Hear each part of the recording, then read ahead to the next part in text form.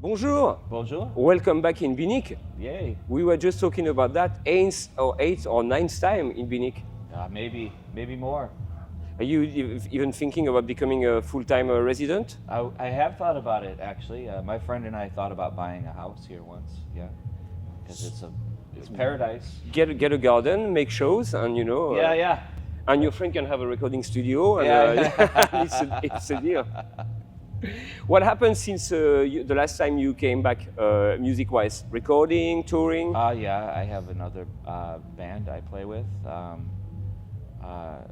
called the All Seeing Eyes, and we tour a lot every summer. And then we decided, the Soledad brothers decided to do a tour of France and in England, UK, and we're going to release our first 2 records. So we decided to do a tour. Nice. Put it out there again. What was the glimpse, the moment where you decided you're gonna get the band back together? I didn't make the decision. You were forced. I get in the van every time. Somebody just has to say something. What's the name of the band? Okay. Yeah. You're driving?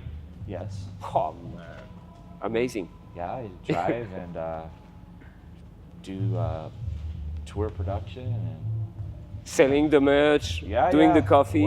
Wow. All of it, yeah.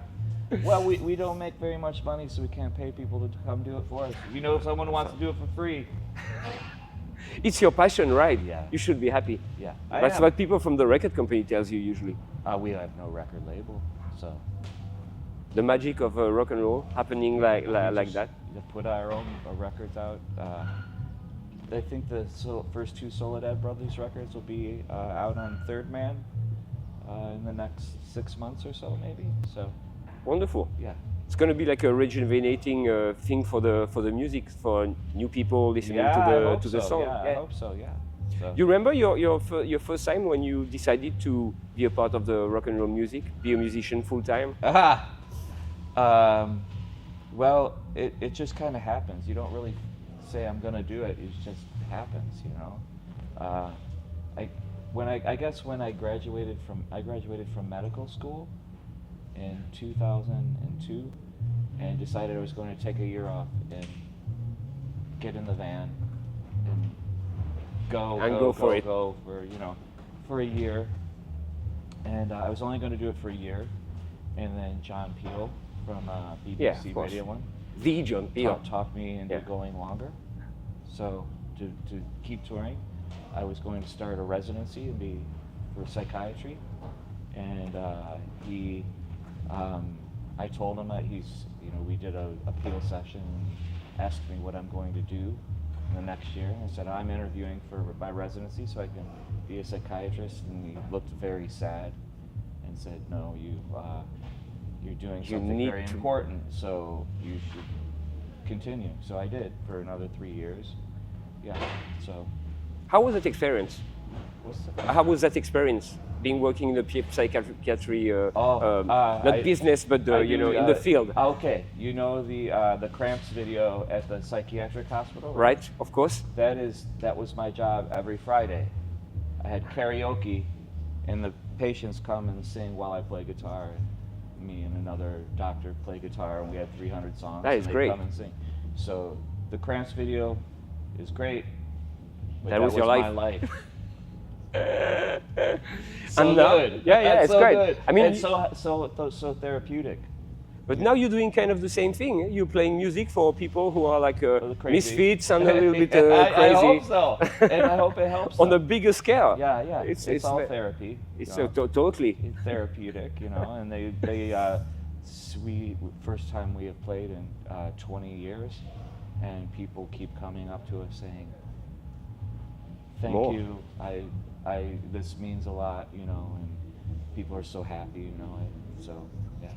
Is that somehow the first value of rock music? I mean, pleasing the smaller amount of people that are there and bringing them a little bit of a sparkle? Anybody that comes. It could be a big place or a small place, just so they can It's I think music is like disassociation. Mm-hmm. Carl Jung, the famous psychologist, compared rock and roll shows to a dissociative episode. So it's very therapeutic, you know. And he observed it as an old man. He observed kids, you know, and he said I recognized the importance of that, you know. It's like a healthy disassociation, as opposed to an unhealthy one. You know? And also, we were talking those days with artists, like the idea of a gathering, feeling together. Yeah, it yeah. has that idea of the temple. Of course, you know, yeah. it's a bizarre balance in between like religion and that kind of. It's true. Yeah, yeah, of course. This is why I think rock music is still a very relevant media for young people to release energy and to find themselves.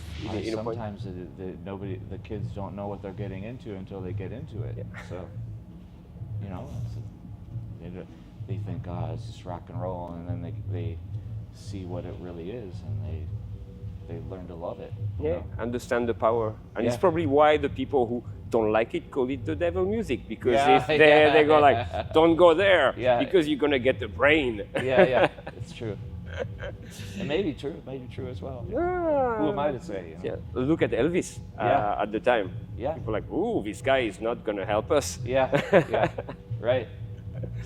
How does it feel to be on tour now compared to like 20 years ago? It's or more 25? tiring. I don't have as much energy as I used to. Yeah, but it's otherwise it's the same. But I guess the stage gets you the energy. Playing the music. It does. Afterwards, I always have lots of energy, you know. So, yeah. We talk about the label from Jack White. Was it an important thing you think when Jack White kind of like put the band in front and started to talk about you? And did it felt for younger audience or? I guess so. You know, it's just kind of like what we do. You know, it's like a lifestyle. You know, with or without it, it would have happened. Yeah, I mean, we've probably only played 6 shows with the White Stripes. You know, so I maybe opened 2 shows with Jack White. So, but mostly we just you know, text. You know, and you do your thing, and thing happens. Yeah. There's I've noticed for a couple of maybe especially in France, you know, we have that hip hop, electronic music was like very big, but it seems that there's a really strong comeback of music with guitars. Do you think for the kids and teenagers it has something to do with the state of the world, that they need maybe some more release for things? They're just trying to experience new things, you know, and what's old it can be new. So. Yeah, but the state of the world is pretty grim right now. You know, it's very, especially in the United States. Yes, definitely. It's very scary. Yeah. You know, my wife is English, and we worry if she's going to be deported. You know, I mean, who knows? Who knows? It's very. And we've been planning for that. If it does happen, we have an escape plan. So. Yeah, my friend John, he was in an English band called Pitch Shifter, and they lived in LA for more than 25 years. Yeah. And he's strongly thinking about that because they have kids and stuff, and it's like, where do you go? Yeah. You know? Where do I go where I can practice medicine?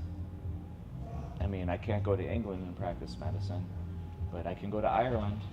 So maybe. Yeah. You get closer to here. Mm. Yeah, much closer. I'll be around more often. Work your French, and you can have a spot here. French is so difficult. You'll have a lot of clients, I'm telling you. Yeah. French is so difficult, though. I've never mastered it. There's always worse. German, Japanese. German's very difficult too. Yeah. Japanese is difficult. Don't go for Spanish. Japanese. is a little easier. We can go around it for some. We hear more Spanish in the United States than we do. So where you based in the U.S.?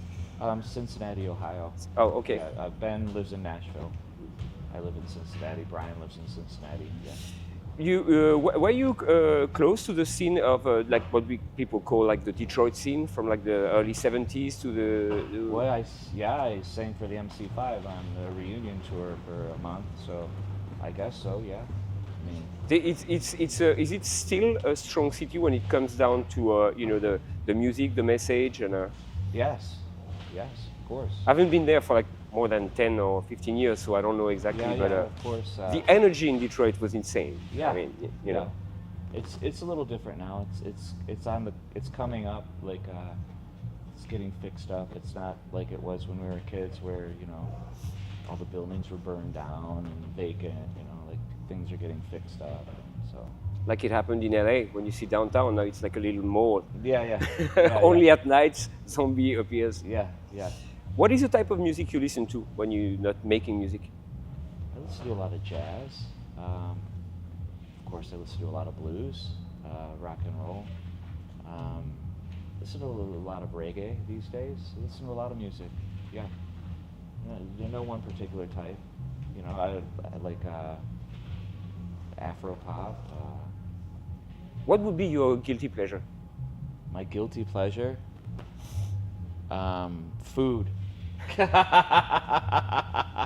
I decided when I became a doctor I was never going to look at the prices on the menu ever again. So yeah, you know, I look at what I want to eat now. Yeah, it's a pretty good choice. I don't have to order up the sandwich menu anymore. I can eat whatever I want now. Yeah. Yeah, especially when you live in Paris and when you understand that the price of the pizza, like when everything. like 5 times of the price for a margarita, it's better not to look at the price. Everything is expensive now. I don't know about here, but in the United States, it's you know, you spend half your money on food now. You know? Yeah, it's crazy. You know, gasoline. Yeah, I have friends who stopped their tour because they could not afford the gas and the price of the textile for t-shirts, for merchandising. Right. Everything is. And I guess in the US it's a very hard time for rock and roll because at some point I think you have to drive so far. Sure, and you have to step up at some point. Like either way you are for or against what's happening. So it's if you say against, it's a little bit more risky than it used to be 10 years ago. Yeah, it's true. Standing up for your values is I know, right? Like you can be blackballed, you know. So I don't really care. I work for myself now, so you can't call my employer. My patients all come no matter what, you know. Like so, they all know. There's no secrets, you know. So I don't have to worry. But if you have a boss who's right wing and you say something left wing on the social media, you may get fired, you know. So, or you come from Europe and you want to play a festival, and people do like a background check. Oh yeah. And you're. They stop you at the there. airport. Yeah, for sure. So coming over here is not such a problem, but you know. You guys can all come to Binic. We're fine. Yeah. Good people here. Yeah. Thanks a lot for your time. Much appreciated, Pleasure. and we're hoping that you're gonna enjoy the show as much as we're gonna. Oh play. yeah, I love to play music, so yeah. Sweet. Yeah, it'll be a good time. Promise. Great. Yeah. On y bien. Picture, guys.